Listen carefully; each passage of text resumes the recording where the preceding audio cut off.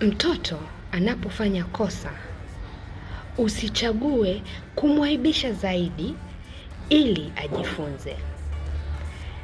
Lakini instead chagua kuwa coach wa moyo wake, umweleweshe kwamba kosa lake sio utambulisho wake.